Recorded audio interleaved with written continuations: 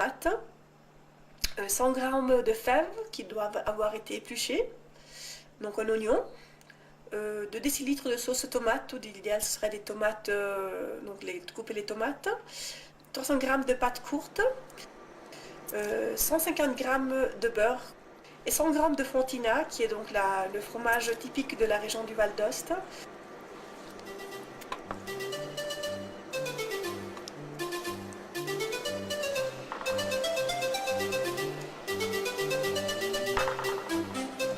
Il a mis les fèves dans l'eau chaude pour enlever la peau.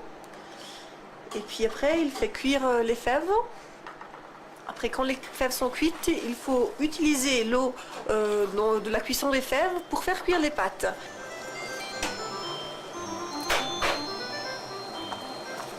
Nous avons utilisé des pâtes fraîches qu'on fait nous-mêmes, mais on peut utiliser très bien des pâtes courtes qu'on trouve n'importe où si vous la faites à la maison. Les pâtes doivent rester encore pas trop cuites, un peu al dente, puisqu'après elles vont continuer la dernière partie de la cuisson à la poêle, ensemble avec la fontina et les autres ingrédients. Puis on coupe les tomates en petits carrés.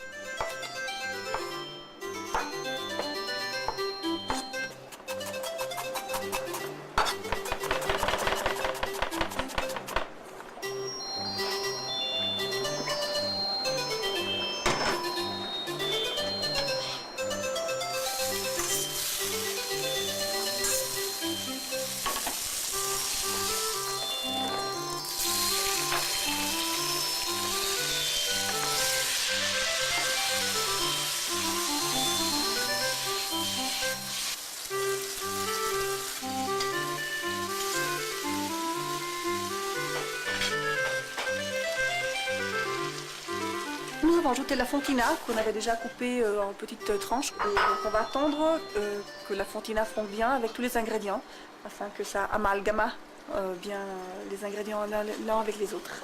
Alors maintenant, on va préparer les croûtons de pain qui doivent rester bien croustillants.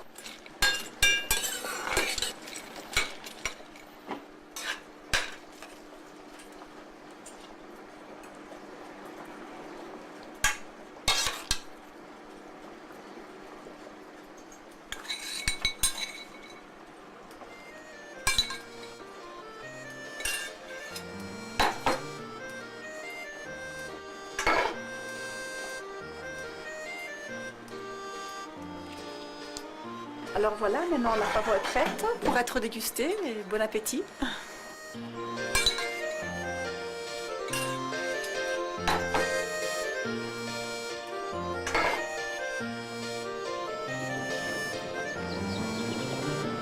Comme pour la plupart des recettes culinaires de montagne, le fromage est un composant essentiel de la préparation.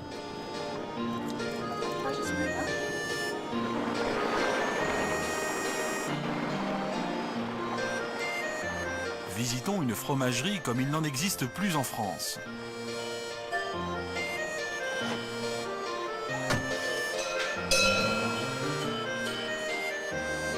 Ici, les traditions prédominent en lieu et place des normes européennes de stérilisation.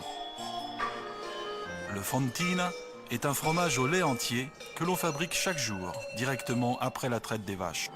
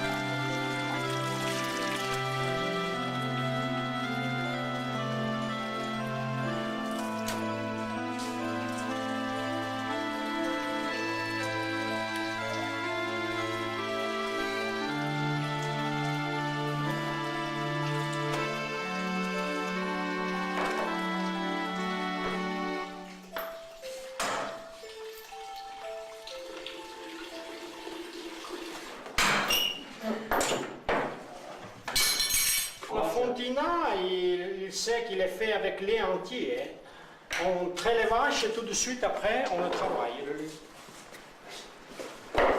Alors, c'est un fromage gras. Ça, c'est notre timbre, notre numéro. Je n'ai fait 3. Hein. Le matin, j'ai un peu plus de lait, alors je n'ai fait 3.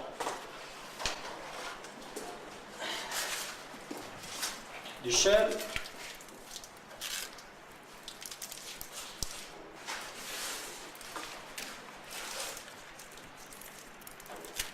Si vous voulez finir dans la canne.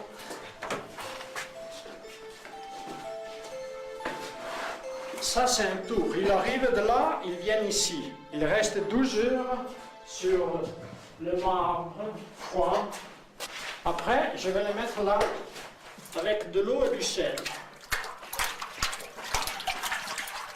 Il reste 12 heures jusqu'à demain matin.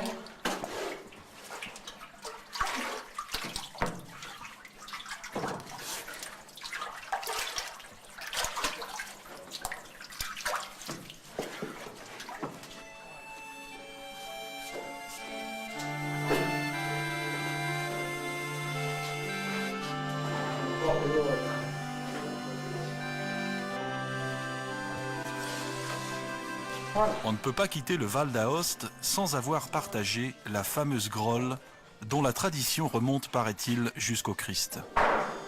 Alors, pour terminer la soirée en vraie tradition Val de Thênes, on pourra goûter la grolle à la Val de Stana, au coupe de l'amitié. La grolle à la Val de Stana a une histoire très particulière, donc c'est le Graal. Savoyard vous est révélée et offerte. Et parmi tous ces plats typiques de la région, il y a évidemment la tartiflette. Alors pour commencer, la recette pour 2 personnes, vous allez couper les pommes de terre en dés et vous les faites sauter à cru dans un peu d'huile et un peu de beurre. Ensuite, quand elles commencent à être un peu colorées, vous rajoutez les oignons émincés et les lardons.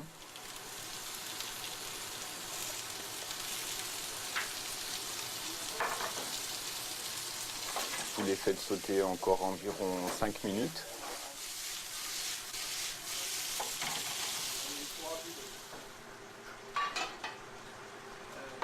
Vous salez, vous poivrez.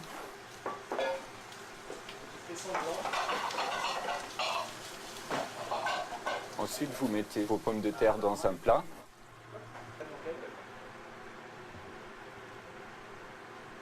Vous rajoutez la crème. Vous rajoutez le reblochon coupé en tranches.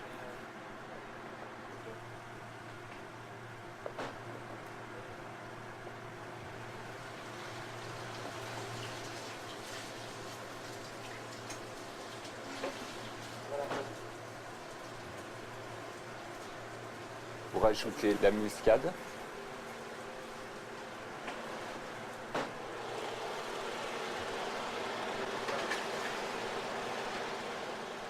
Et vous mettez au four à environ 250 pendant 10 minutes.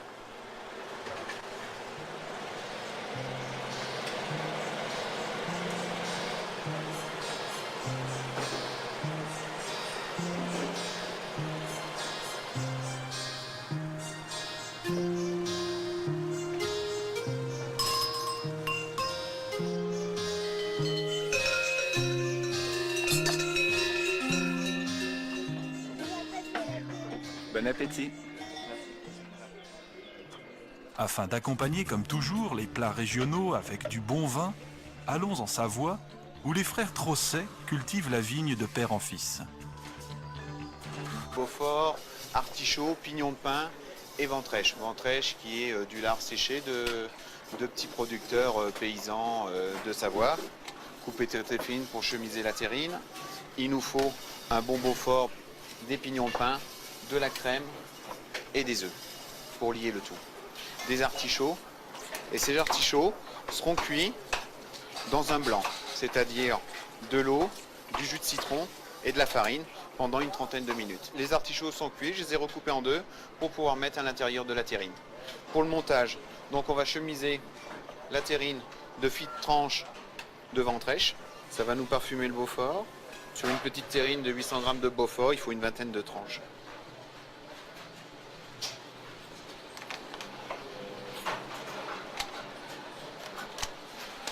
Donc là, on n'a pas besoin d'assaisonner l'appareil puisque le Beaufort est légèrement salé et surtout la ventrèche. Donc on verse sur la terrine tout doucement pour que tout le mélange rentre dedans. On va la refermer, on va lui mettre une petite feuille de papier aluminium dessus pour la protéger et on va la cuire au bain-marie à four chaud pendant 1h30 à 100 degrés. C'est vrai que c'est l'amour du métier bien fait. C'est vrai que d'avoir des bons produits régionaux, on les utilise. C'est vrai qu'il faut avant tout du bon produit pour faire quelque chose de bon. Et il faut surtout aimer son métier pour le faire le mieux possible. Voilà. Voilà, et notre terrine est finie. Le conseil que je donne, c'est de la laisser reposer pendant 24 heures au frigo. Une terrine de Beaufort aux artichauts et aux pines de pin. Hein, c'est pas pour faire bien, pour vouloir montrer qu'on peut utiliser ces produits, mais parce qu'il y a une valeur de ces produits, tels que le Beaufort, qui est fabriqué ici, dans la Combe des Avals, et c'est vraiment un bonheur de travailler ces produits, et de les transformer et de les faire autrement. Hein, je redis, la cuisine, c'est une cuisine d'aujourd'hui, ça doit être même une cuisine de demain. 307, en fait j'ai fait la mienne. Bonne soirée. Merci beaucoup.